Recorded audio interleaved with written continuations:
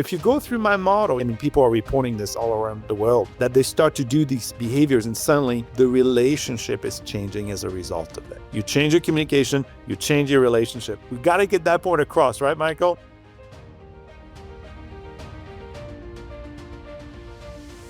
We're using the word maintaining relationships. So if relationships are about communication and we are trying to maintain relationships, then what we have to try to do is to maintain our communication. The very communication behaviors that helped us get into this connection with this other person are going to be the same behaviors we want to maintain over time. The challenge is, of course, that the courage or even our desire or even the pressure to maintain those behaviors is harder. For example, I have 3 children. Well, it's a lot harder to connect with my wife in the morning when I've got 3 kids running around. So finding those opportunities is a little bit more challenging. But see, if you look at my model, the behaviors are always simple. It's greeting, which is about inviting connection. It's finding opportunities to discover your partner. You have to understand that I think the journey of a relationship is to slowly get to know more and more about the other person, maybe in ways that you didn't expect. That discovery should be part of your communication.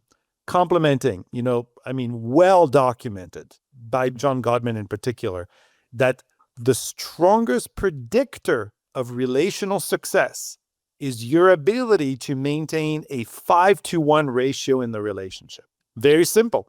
For every one negative act in the relationship, there's going to be criticisms, there's going to be fights, there's going to be disagreements, that those one behavior are compensated by 5 positive actions. He has shown statistically and this is very well empirically documented, that when couples are not within this sequence, they are out of the 1 to 5, their relationship starts a process of dissolution. So you want to maintain a relationship? You've got to have a 5-to-1. You got to do lots of positive things to maintain that relationship. And that includes, telling your partner that she's beautiful, making an effort to be encouraging, making an effort to listen more deeply. So if you go through my model, you're going to find that there are lots of other behaviors, but man, if you practice those, I guarantee it that you will transform your relationship. It's just not me. I mean, people are reporting this all around the world,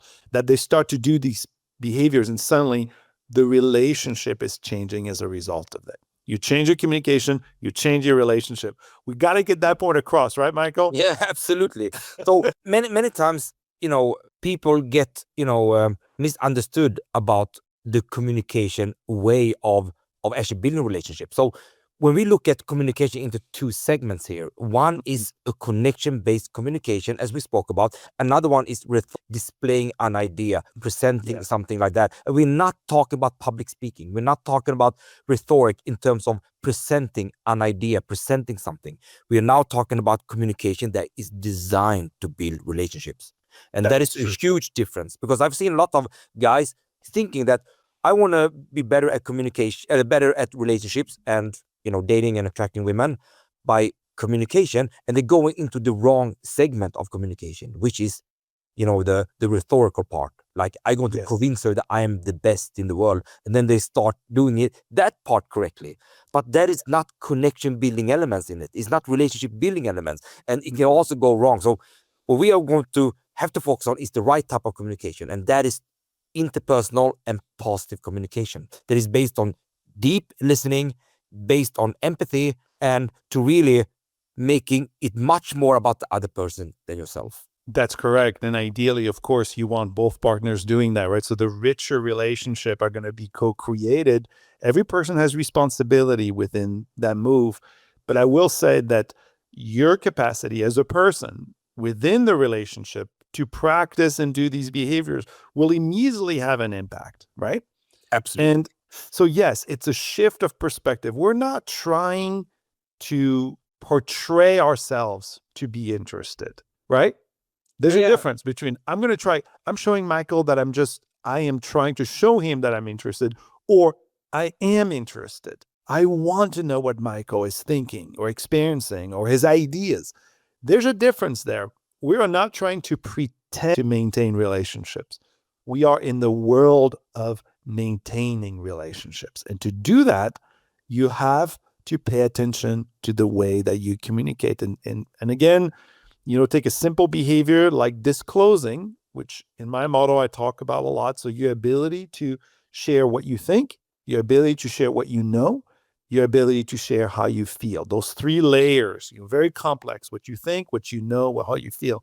That move, your ability to do that in relationships is going to help to cultivate and maintain that connection. Even simple things. I'll give you a quick positive example. Mm-hmm. Think about how often do you tell the person you're with how grateful you are to have them in your life? Think about how often you do that. That behavior, just simple, expressing gratitude, has huge impact on the relationship. And you incorporating in that, if you make a move and, like instead of sending a text like, hey, are we getting together later? And you send a text and you say, hey, I was thinking of you. I just want you to know that I'm so glad to have you in my life. I'm thinking about you. I love you, however you want to add it. But I feel so grateful to have you with me. That move, not only is it going to make you feel better, but it's going to make the other person feel better. And that's the behaviors that over time, these small little moments, they create what the relationship is all about and how deeply connected people are. It's like accumulation of many things of the communication behaviors that actually the consequences of those behaviors would be a way better relationship, so to speak. That's correct. Yeah. I love the way you put it, Michael. I'm going to say it again because I think for your audience, it's the accumulation of small behaviors that lead to the outcome in the relationship. And it's, can I just use a different metaphor, Michael? So yeah, go ahead. I've been thinking a lot about this. So, like, let's say you're trying to lose weight. I've been thinking it's like, we always want to make drastic changes, but if I eat one cookie every day, right? One cookie, just, 300 calories every day. Well, by the end of 5 days, that's 1,500 calories. By the end, if I just eat one during the work week, by the end of a month, that is how many? 3,000, 6,000 calories. Now imagine that I take that out. Well, I'm immediately going to start losing weight, correct? All I have done is I've got rid of a small thing that I was doing every day. I think relationships are like that. We are either adding things that make the relationships more problematic, or we are adding things that make the relationship higher quality, more meaningful, more connection. And it's these small things that add up. You having a super sweet dessert once in a while, it's not going to affect you. But if you eat a sweet dessert every single day, it's going to accumulate. So it's the accumulation of small behaviors. I love the way you said that, Michael. Guys, we're going to do a lot more of these kind of podcasts. So look out for future podcasts and future videos. Make sure to subscribe. And I see you all in the next video.